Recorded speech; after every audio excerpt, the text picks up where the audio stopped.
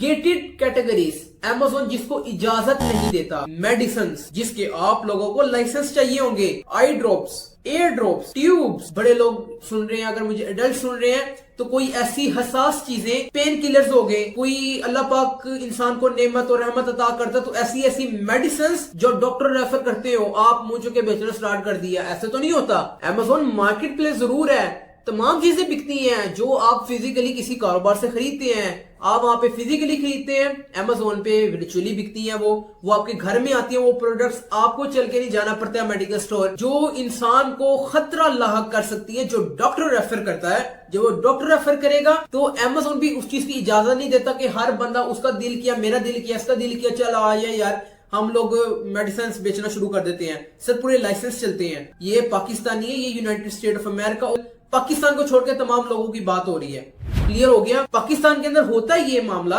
पाकिस्तान की बात इसलिए मैंने छेड़ी है, चलते हैं मिसाल के तौर पर पूरी रिस्ट्रिक्शंस होती है, जाहिर सी बात है कोई मेडिकल स्टोर कोई बगैर लाइसेंस के खोल सकता है, मैं उस चीज की बात करूं। लेकिन जब खुल जाते हैं सारे मामला होते हैं, जिस चीज की रोकथाम, जिस चीज के बारे में मना किया जाता है वो भी चीजें बिकती हैं। पाकिस्तान के मेडिकल स्टोर्स, लेकिन Amazon की गेटेड कैटेगरीज, उसके अंदर हम बात कर रहे हैं। On the other hand Amazon के ऊपर ये काम नहीं होता। Amazon के अंदर ये है कि सर लाइसेंस मिल गया, अब उसके अंदर बताया जाता है जी कौन सी प्रोडक्ट बेचनी है, कौन सी प्रोडक्ट नहीं बेचनी।